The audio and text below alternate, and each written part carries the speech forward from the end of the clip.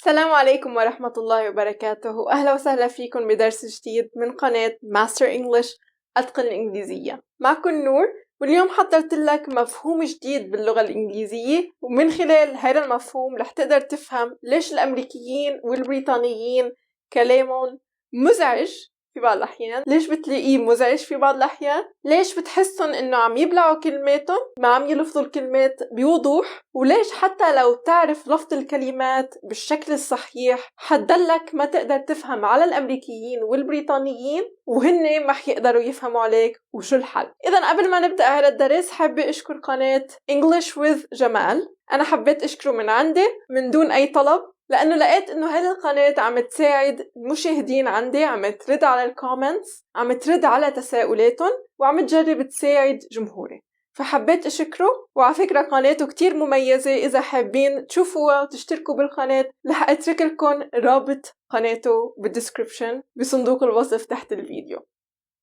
إذن هيا اللي نبدأ بالدرس. Let's begin. ليش الأمريكيين والبريطانيين مزعجين بكلامهم؟ ليش بيبلعوا كلامهم؟ وشو الحل؟ خلينا بالأول نفهم اللغة الإنجليزية أكثر، نفهم الانتونيشن والستريس. حطيت لكم على اللوح جملتين.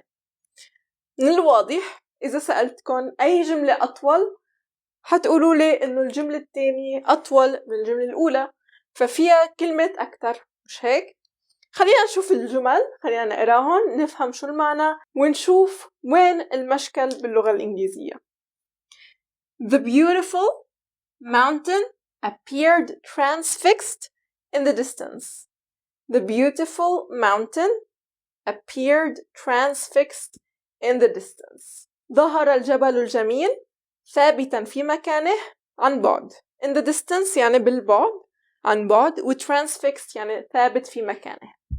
و mountain تعني جبل. طب بسرعة رح تسمعوا الأمريكيين عم يلفظوا الجملة بهذه الطريقة. The beautiful mountain appeared transfixed in the distance. قديش أخذني وقت لألفظ هالجملة؟ تقريبا 5 ثواني. خلينا نشوف الجملة الثانية. He can come on Sundays as long as he doesn't have to do homework in the evening. He can come on Sundays as long as he doesn't have to do homework in the evening. يمكنه القدوم أيام الأحد طالما أنه ليس مضطراً إلى أداء أي واجب منزلي في المساء. طيب بسرعة رح تسمعون عم يلفظوها بهذا الشكل. He can come on Sundays as long as he doesn't have to do any homework in the evening. قديش أخذني وقت لألفظها؟ كمان تقريباً 5 ثواني. طيب هاي الجملة مثل ما قلنا أطول من هاي الجملة الثانية، وإذا بدنا نعد المقاطع الصوتية كمان هيدي الجملة تحتوي على مقاطع صوتية أكثر من الجملة الأولى. الجملة الأولى تحتوي على 14 مقطع صوتي، أما الجملة الثانية تحتوي على 22 مقطع صوتي. syllable تعني مقطع صوتي. المقطع الصوتي هو تقريبا كل صوت متحرك يلفظ مع الأصوات الساكنة حوله. مثلا the فيها مقطع صوتي واحد، beautiful 3 مقاطع صوتية، mountain مقطعين صوتيين، appeared 2 كمان، transfixed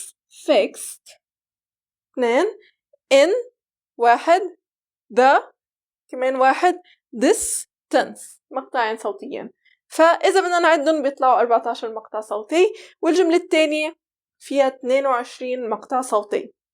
طيب يا نور، الجملة الثانية أطول من الجملة الأولى، فيها مقاطع صوتية أكثر من الجملة الأولى.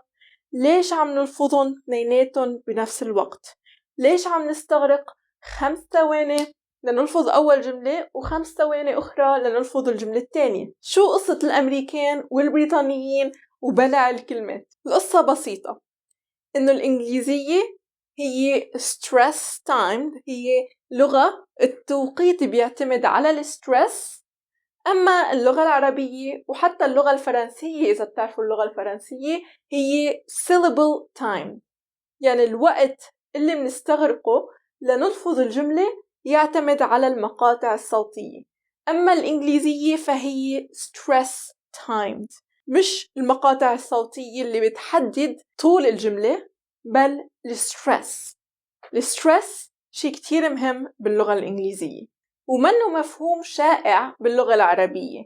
يعني إذا بدنا نترجم stress حنترجمه ضغط أو توتر، لكن هالشي غريب إذا بدنا نقول توتر على الكلمات أو ضغط على الكلمات. أما باللغة الإنجليزية فستريس شيء كتير طبيعي على الكلمات وعلى المقاطع الصوتية أيضا. فمنلاقي إنه في الكلمة الواحدة هناك مقاطع صوتية عليها ستريس، أما المقاطع الصوتية الأخرى ما بيكون عليها ستريس أو عليها ستريس أقل. مثلا beautiful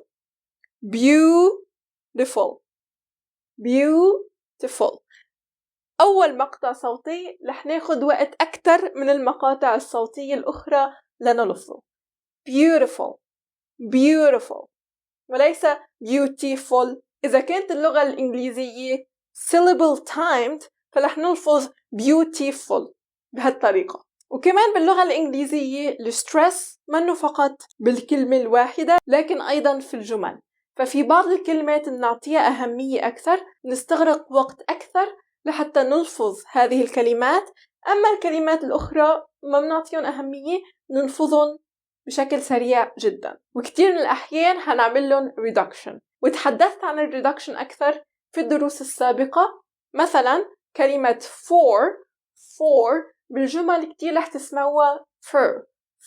إذن مثل ما اتفقنا باللغة الإنجليزية في بعض الكلمات رح نوضحها، رح نعطيها أهمية، أما في بعض الكلمات الأخرى رح نبلعها، رح نلفظها بشكل سريع بشكل سطحي، بعكس اللغة العربية وحتى الفرنسية اللي بنعطي كل مقطع صوتي أهمية متساوية. طيب يا نور، فهمت الموضوع، بس في عندي مشكل. كيف بعرف أي كلمات بعطيهم أهمية باللغة الإنجليزية وأي كلمات ببلعهم وبلفظهم بسرعة وبعملهم reduction؟ أنا هلأ رح أحط لكم لائحة بالكلمات اللي رح تعملوها stress وبالكلمات اللي ما حتعملوا لها stress، اللي رح تعملوا لها reduction أو رح تلفظوها بشكل سريع أو تبلعون. أكيد ما ضروري تحفظ أي شيء لحتى تكتسب لغة، ما لازم تحفظ، لكن بقلك شو لازم تعمل بآخر الدرس. رح أعطيك النصائح كيف تحل هيدي المشكلة بآخر الدرس.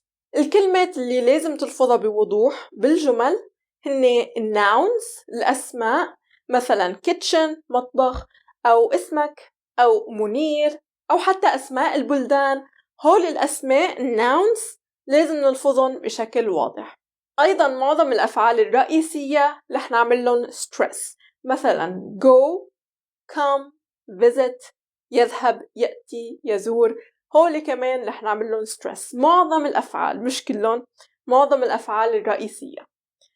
adjectives الصفات، مثلا beautiful، beautiful يعني جميل، و interesting يعني مثير للاهتمام. أيضا adverbs الظرف أو الكلمات التي تصف الأفعال، مثلا often غالبا، carefully بحذر. أيضا النفي negatives، والنفي بيتضمنوا helping verbs الأفعال المساعدة في النفي، مثلا can't أو don't أو isn't. هول الأفعال هن أفعال مساعدة وفي النفي. وأيضا الكلمات في النفي التي تحتوي على كلمة no، مثلا nothing لا شيء، nowhere يعني حرفيا لا مكان، يعني ولا في أي مكان، nobody لا أحد. إذن النفي الأفعال المساعدة في النفي، والكلمات التي تحتوي على no بمعنى النفي أكيد.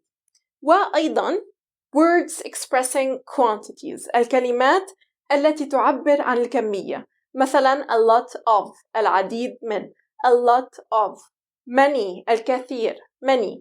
إذن معظم هالكلمات اللي بتعبر عن الكمية رح نعمل لهم stress. أما الكلمات اللي ما حنعمل لهم stress هن articles مثل a and whether، auxiliary verbs أو helping verbs الأفعال المساعدة. انتبهوا قلت لكم هون الأفعال المساعدة ما بنعملهم stress، لكن إذا كانوا بالنفي نعمل لهم stress. الأفعال المساعدة مثل verb to be إذا كان فعل مساعد، لأنه verb to be قد يكون فعل مساعد وفعل رئيسي. أو مثلا كان، مثل ما تحدثنا بدرس سابق إنه كان بالجملة رح نلفظها كن. prepositions حروف الجر above مثلا فوق، below تحت. conjunctions الكلمات التي تربط الجمل ببعضها البعض، مثلا and و but ولكن، while بينما. pronouns الضمائر، مثلا I, you, they, us, them. وبعض الأفعال مثل have و verb to be حتى لو كنا عم نستعملهم كأفعال رئيسية كmain verbs. يعني قلت لكم معظم الأفعال الرئيسية نعمل لها stress، لكن الأفعال مثل have و verb to be ما بنعملهم stress. اللائحة كبيرة، ما ضروري تحفظوهم لأنه مع الوقت رح تتعودوا عليهم. هلأ رح أحط لكم بعض الجمل لحتى أنت تحاول تعرف أي كلمات رح تعملهم stress وأي كلمات رح تبلعهم. فهذا التمرين كتير مفيد، وبآخر الدرس رح أعطيكم نصائح. طيب خلينا نشوف هاي الجملتين. They've been learning English for 2 months. They've been learning English for 2 months. أي كلمات بتظنوا إنه رح نعملهم stress بهذه الجملة؟ They've been learning English for 2 months. They هي pronoun، فما رح نعمل لها stress. حتى VE هي اختصار، هي contraction ل verb have، كمان ما رح نعمل له stress. وبن كمان ما رح نعمل له stress، وهو أصلاً هون فعل مساعد. learning هذا فعل رئيسي، فرح نعمل له stress. English it's a noun، اسم، فرح نعمل له stress. for ما رح نعمل له stress. 2 months، 2 بتفرجي الكوانتيتي الكمية، نعمل لها stress. months أيضاً اسم، فرح نعمل stress. اسم قصدي كnoun مش اسم شخص ما. فخلينا نقراها. They've been learning English for 2 months. They've been learning English. They've been learning English. لاحظوا السرعة. They've been learning English for 2 months. They've been learning English for 2 months. They've been learning English for 2 months. خلينا نشوف الجملة الثانية. My friends have nothing to do this weekend. My هي pronoun ضمير.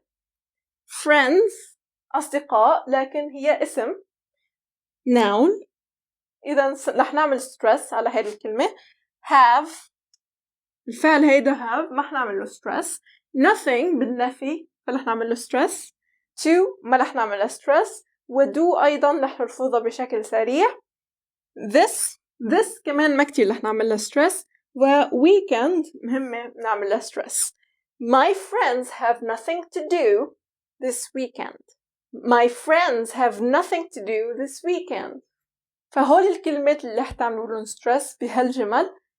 مع الوقت إن شاء الله رح تصيروا تتعودوا أي كلمات بالجملة رح تعملوا لها stress رح تعطوها أهمية، وأي كلمات رح تبلعوها. لكن النصيحة المهمة هي الاستماع. لما تسمع لأي شيء باللغة الإنجليزية كتير ضروري إنك تتسمع، وليس فقط إنك تسمع. تسمع هو عشو عم يركز على أي كلمات عم يركز فيها بالجملة، أي كلمات عم يلفظها بشكل سريع. لكن الاستماع لحاله ما بكفي، لازم أنت to mimic the person. لازم تقلد هيدا الشخص اللي عم تتسمع له، لازم تقلده. لأنه صدقوني سألت عدة أشخاص وشفت عدة أشخاص لفظهم بالإنجليزية هائل، سألتهم شو الوضع، كيف تعلمتوا تلفظوا اللغة الإنجليزية بهذا الشكل؟ قالوا لي إنه كنت أتسمع لشي باللغة الإنجليزية وكنت أقلد كلامهم. بدك تقلد مش بس الجملة وكيف تلفظ الكلمات، لكن أيضا بدك تقلد النبرة. بدك تعلي صوتك بالأماكن اللي هو بيعلي صوته فيها، بدك توطي صوتك بالأماكن اللي هو بيوطي صوته فيها. في كلمات رح تلفظها بوضوح وببطء، وفي كلمات رح تبلعها وتلفظها بشكل سريع وسطحي جدا. فأهم شيء هو إنك تتسمع وتقلد. مع الوقت أنا بوعدك إنه كل هالشي، كل اللي تعلمناه الآن رح يصير شي طبيعي عندك، رح يصير هالشي أوتوماتيكي. فهيدي نصيحتي لإلك، وهذا كان درسي لليوم. بتمنى يكون عجبك هيدا الدرس، فرجيني إنك حبيته من خلال الضغط على زر لايك وشاركه مع صديقك حتى يستفيد معك، وبشوفكن إن شاء الله بالدرس المقبل. إذا حابين تشاهدوا المزيد من الدروس بنصحك تشاهد هذا الدرس، وهذا أحدث درس لإلي. وإذا منك مشترك معي فيك تضغط على الدائرة الموجودة أمامك لحتى تشترك وفعل زر الجرس ليوصلك دروسي أول بأول. شكرا كتير لكم لمتابعتكم، نشوفكم إن شاء الله قريبا. السلام عليكم.